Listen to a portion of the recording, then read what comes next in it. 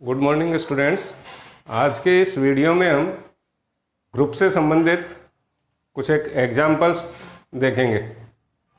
अब इसमें पहला एग्जाम्पल है कि यदि g इक्वल्स टू 0 1 2 3 4 5 ये एक सेट है, तब हमें सिद्ध करना है कि g+6 एक परिमित क्रम विनिमय ग्रुप है और इसकी कोटि या इसका ऑर्डर 6 है।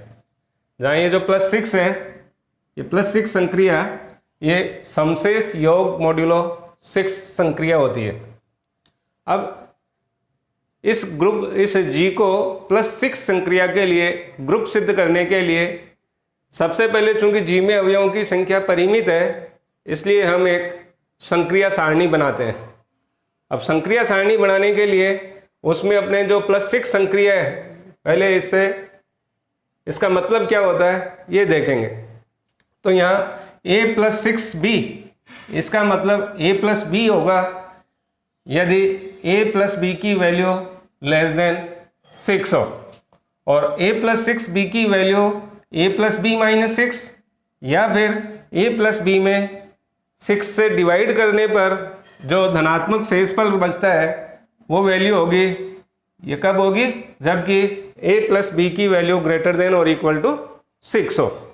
तो जब इसको देखने के बाद अब अपन ये +6 संक्रिया के लिए इन g के एलिमेंट्स की ये संक्रिया सारणी तैयार करते हैं। तो इसके लिए यहाँ संक्रिया आ जाएगी और ये दोनों तरफ अपन ने एलिमेंट्स लिख दिए जो g के एलिमेंट्स थे कि 0 1 2 3 4 5 0 1 2 3 4 5। अब चूंकि 0+0 करेंगे तो 0 जो कि <6 है, इसलिए वैल्यू आ गई 0। 0+1 1 जो कि <6 है, तो ये वैल्यू 1। तो इसी तरीके से ये आगे बढ़ते हैं तो ये 0+5 तक 5 वैल्यू आ गई, और इसी तरीके से ये वाली लाइन आ जाएगी। लेकिन यहाँ पर जैसे अपन 1+5 करेंगे तो 6 आता है, और 6 की वैल्यू चूंकि 6 के इक्वल हो गई, इसलिए a+b में यानी 6 में 6 से डिवाइड करेंगे तो शेषफल क्या बचा, 0। तो इसकी वैल्यू हो गई 1+6 5 की वैल्यू 0। इसी तरीके से 2+0 2 हो गया, 2+1 3 हो गया। इसी तरीके से 2+4 मीन्स वही 6। तो 6 से इस केस में इसकी वैल्यू क्या हो जाएगी, 6 को में या तो -6 कर दो या फिर 6 को 6 से डिवाइड करो, धनात्मक शेषफल आ गया 0, तो ये वैल्यू 0। सिमिलरली 2+5 7 को 6 से डिवाइड करने पर धनात्मक जो शेषफल आता है वो 1 होगा, इसलिए यहाँ पर वैल्यू 1। तो इस तरीके से अपन ने ये पूरी एक संक्रिया सारणी तैयार कर ली। अब इस संक्रिया सारणी से ये ग्रुप कैसे सिद्ध होगा, इसके लिए सबसे पहले अपन क्या देखते हैं कि संक्रिया सारणी के जितने भी एलिमेंट्स हैं, अगर ये दिए गए समुच्चय के अवयव हो तो वो संक्रिया उस समुच्चय में समृद्धता की प्रॉपर्टी को सेटिस्फाई करेगी, यानी क्लोजर प्रॉपर्टी सेटिस्फाई करेगी, मीन्स वो संक्रिया उसमें द्विचर संक्रिया होगी। तो सबसे पहले अपन ने यही लिया है कि ग्रुप सिद्ध करने के लिए पहली जो प्रॉपर्टी होती है वो द्विचर संक्रिया या समृद्ध गुणधर्म के लिए। तो ये क्या होगा कि चूंकि संक्रिया सारणी के सभी अवयव g के अवयव है, अतः संक्रिया +6 g में समृद्ध है, अर्थात ये संक्रिया +6 g में द्विचर संक्रिया है। दूसरा पार्ट है साचर्यता या एसोसिएटिविटी।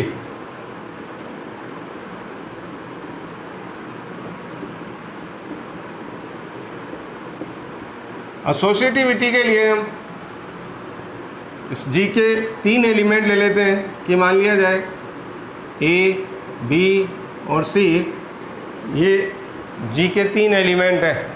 तब अपन अगर a+6b और +6c इसकी वैल्यू देखें तो इसका मतलब है a+b+c में 6 का भाग देने पर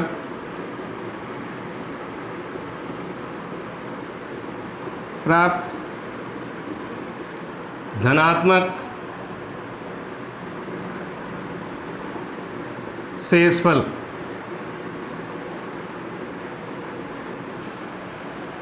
और उन्हें a + 6 b + 6 c इसकी वैल्यू देखें तो इसकी वैल्यू भी क्या आएगी कि a + b + c में 6 का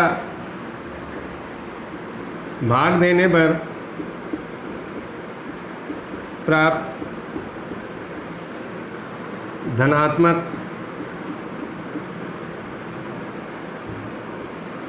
शेषफल।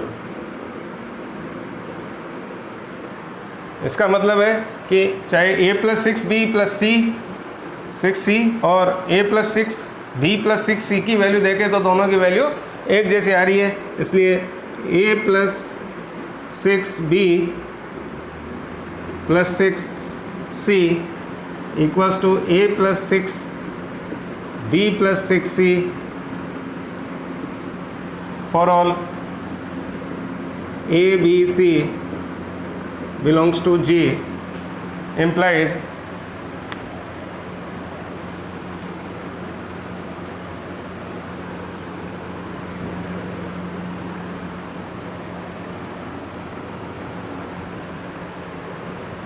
+6 संक्रिया G में सहचारी है। ये संक्रिया G में सहचारी हो गई। तीसरे नंबर पे देखते हैं तत्समक अवयव का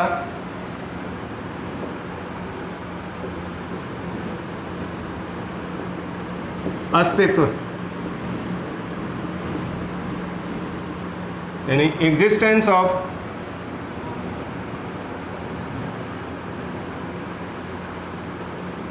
आइडेंटिटी एलिमेंट।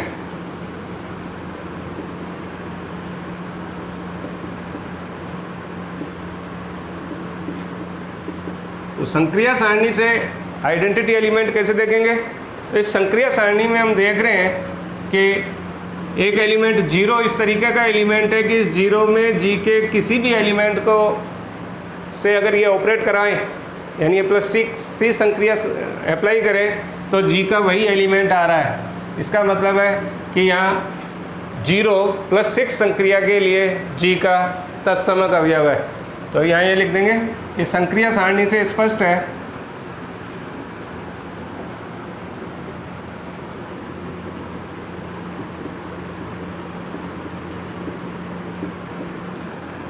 कि 0 + 6 संक्रिया के लिए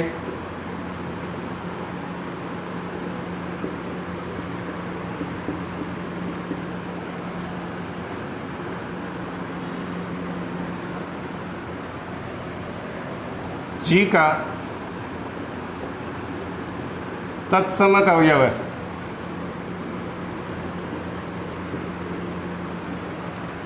चौथे नंबर पे अपन देखते हैं प्रतिलोम अवयव का अस्तित्व है।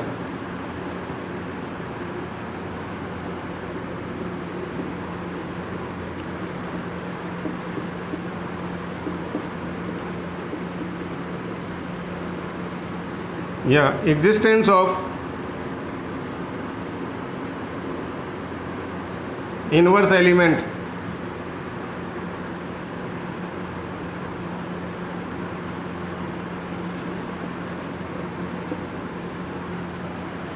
तो ये प्रतिलोम अवयव किस तरीके से दिखेगा कि यहाँ अपन संक्रिया सारणी में ये देखते हैं कि इस जीरो को किस एलिमेंट से ऑपरेट कराने पर आइडेंटिटी एलिमेंट 0 मिल रहा है।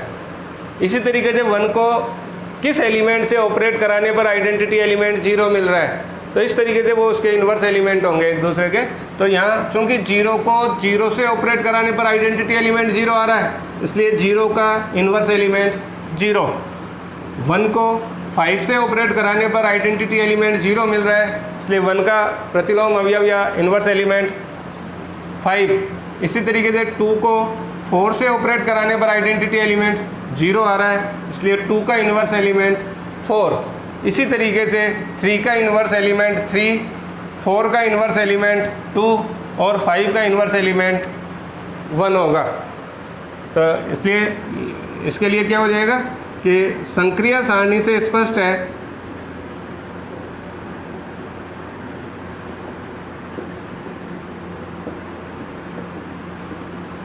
कि G के अवयवों 0, 1, 2, 3, 4, 5 के प्रतिलोम अवयव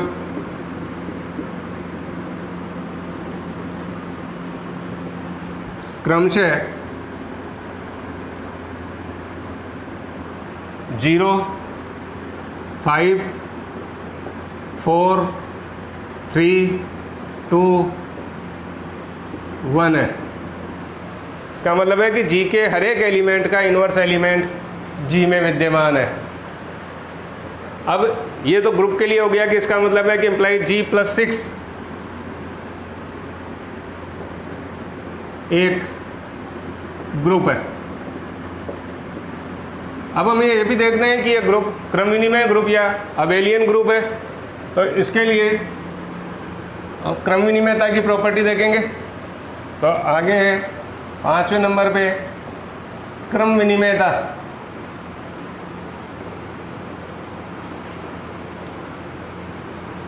या कम्यूटेटिविटी।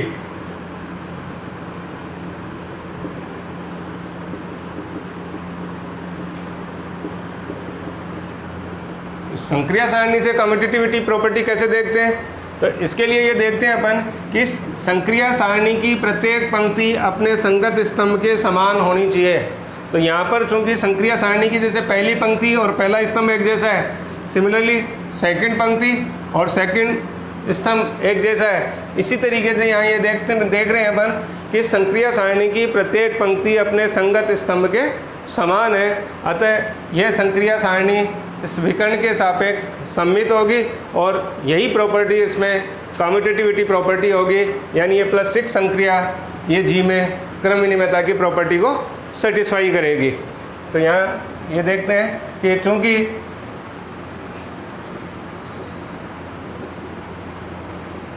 संक्रिया सारणी की प्रत्येक पंक्ति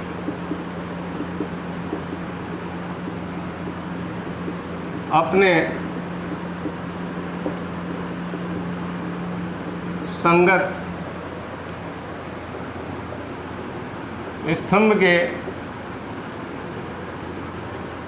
समान है। अतः यह संक्रिया सारणी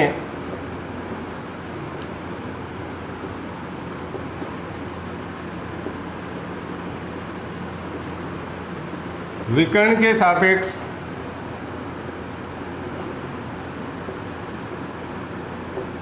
सममित है।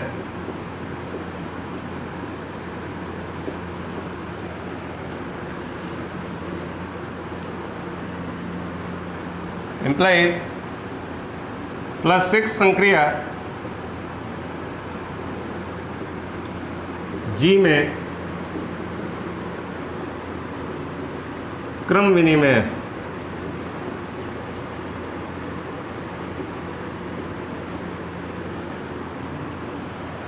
और इसका मतलब ये ग्रुप जो है वो क्रम विनिमय ग्रुप हो जाएगा। इम्प्लाइज G+6 एक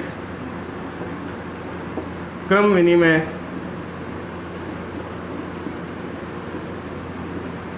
ग्रुप है। अब अंत में अपने को ये भी बताना है कि ये इस ग्रुप की कोटि यानी ऑर्डर ऑफ G ये 6 है। तो इसके लिए चूँकि G में अवयवों की संख्या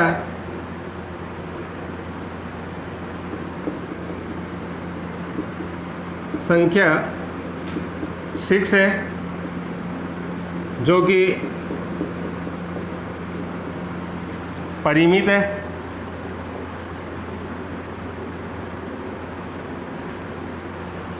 implies G+6 एक परिमित क्रम विनिमय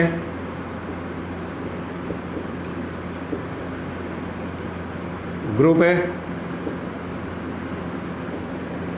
तथा order of G equal to 6 है।